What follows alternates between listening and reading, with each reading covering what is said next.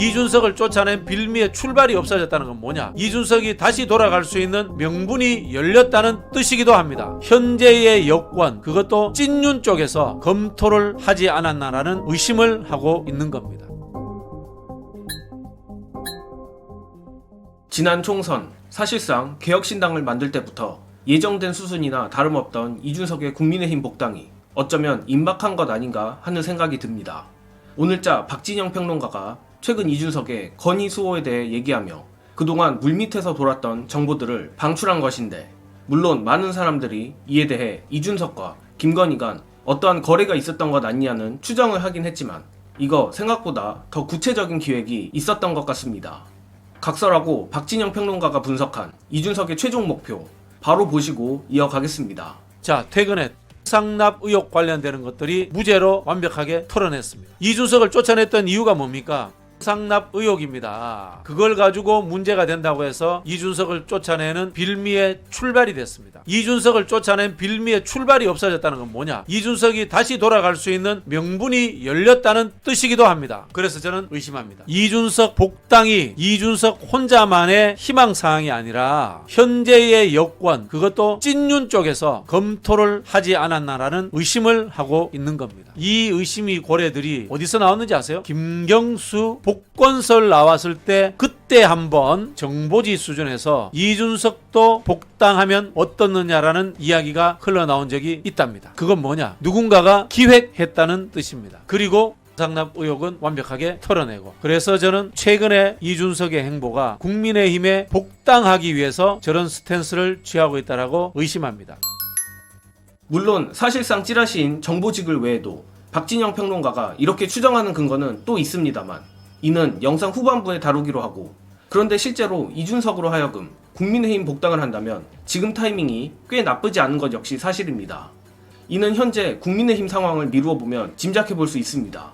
일단 윤석열과 한동훈 간의 사이가 극한으로 틀어졌다는 건 기정사실이고, 이로 인해 한동훈이 당내에서 반바지 신세인 것 역시 부정하기 힘든 상황입니다.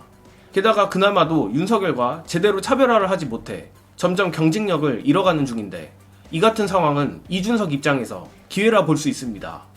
특히 친윤계 의원들 역시 속으로는 윤석열을 언젠가 손절해야 한다는 것을 알고 있을 텐데, 박진영 평론가의 추론이 다 맞다는 가정하에 이준석은 국힘을 개혁하기 위해 복당했다고 또 개고기를 팔 것이고, 겉은 반윤이지만 속은 김건희 하수인이나 다름없는 자가 들어오니 친윤계 의원들 입장에서도 나쁠 게 없습니다.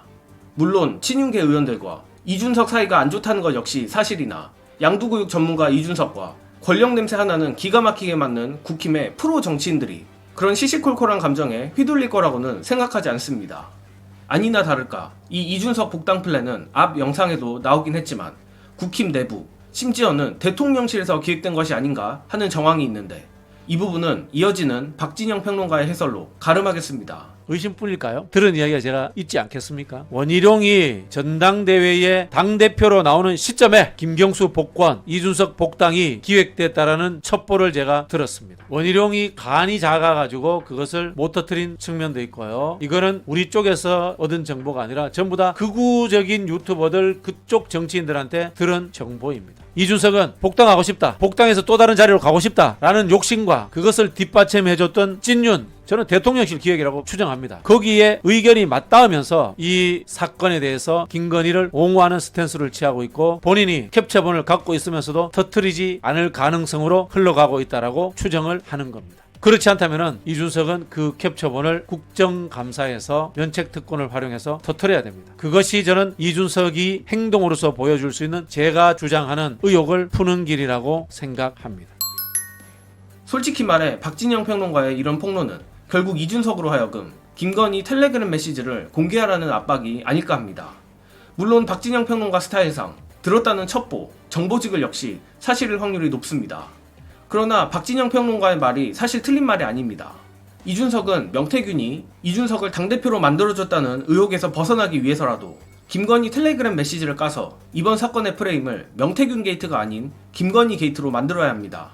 그러나 계속 지금처럼 갈짓자 행보를 보인다면 본인이 의혹을 자초하는 것이고, 결국 김건희, 명태균과 함께 분노한 민심에 저항하는 꼴이라 생각합니다. 과연 이준석이 마지막이라도 정신을 차려 다가올 국정감사에서 다른 모습을 보일지 아니면 역시나 개장수다운 선택을 할지 큰 기대는 없지만 한번 지켜는 보겠습니다.